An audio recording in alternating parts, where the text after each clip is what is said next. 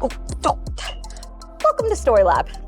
This week, we're taking a look at the source of every single good gift. Who's this from?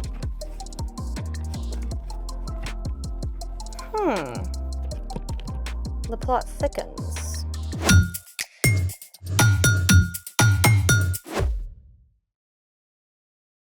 Hey, I'm Skylar. And I'm Sebastian. This month, we're talking about how God's generosity gives us a reason to give to others. So, what's up with the giant special delivery box? I don't know. It was on the doorstep when I came.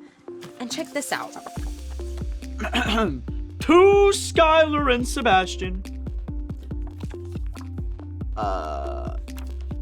Who's it from? Not a clue. Oh, I love surprises. Open.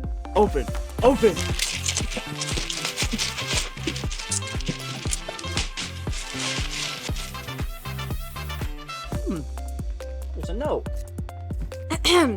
The festive season has just begun, so now it's time to make something fun. A surprise challenge. Got Sticks. leaves, Flowers. Ooh, it smells good. Ooh, seashell. Another flower. Oh, wait, can we eat these? Wait, I need something.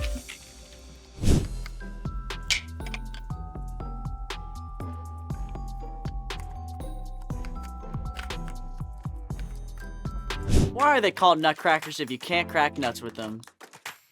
We're supposed to make something with all this stuff, not eat it. Well, what else is in here? Ooh, I know what to do with these. Is it fun? Oh yeah, let's make it. Today, we're going to turn fire green. What? I am so in. We need these pine cones and a couple of other things.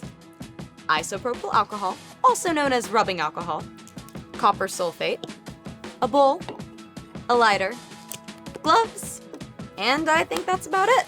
Okay, put one pine cone in a bowl. Step 1, pour the isopropyl alcohol over the top of the pine cone, Aha! Alcohol is flammable. which means it can catch on fire and burn easily.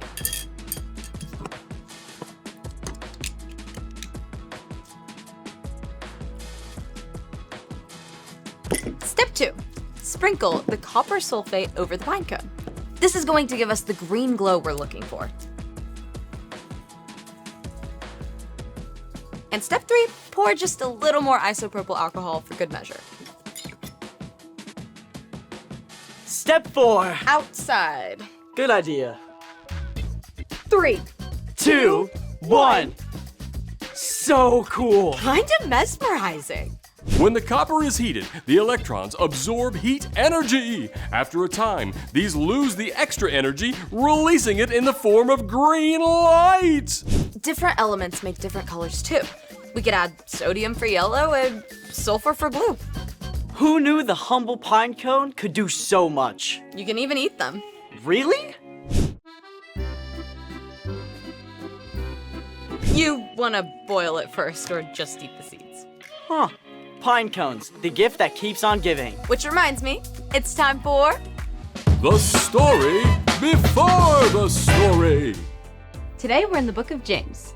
James was written by, you guessed it, James. But this James just happened to be Jesus' half-brother. James didn't follow Jesus at first. But after Jesus returned to life, James believed in him. And you know, if Jesus' own brother believed, it's real. James became a leader of the early church in Jerusalem. He wrote this letter to the Jewish believers to help them understand it's not only important to have faith, But to put that faith into action, it all begins with understanding just how much God has given us. which is where our story starts. Take it away. Hey everyone, I'm Padma. James wrote just one small book of the Bible, and it is packed with short, punchy statements that are basically mic drop moments. Today's verse is no exception. Every good and perfect gift is from God. Mic drop! There it is. In fact, I bet we can memorize this right now. So say it with me. Every good and perfect gift is from God. One more time. Every good and perfect gift is from God. Great! Now that's locked in your brain, let's unpack what it means. See, whatever is good in your life, from the tiniest thing to the most amazing thing, comes from God. Imagine that all the good things you have are wrapped up in a box. It's easy to look at someone else and feel like they have more than you. But the truth is, you will always have less than some people and more than others.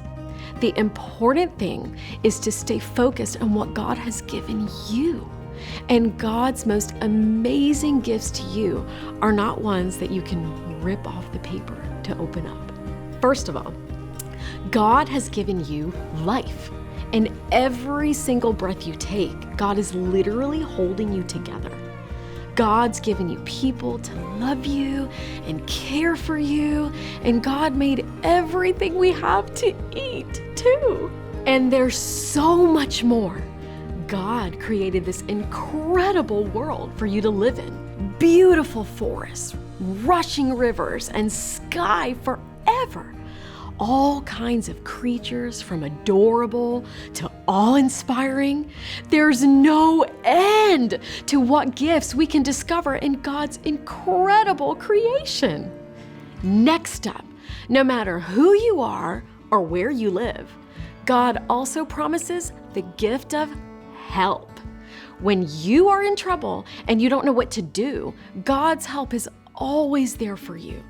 God might give you wisdom through the words of Scripture or guidance as you talk with a trusted adult.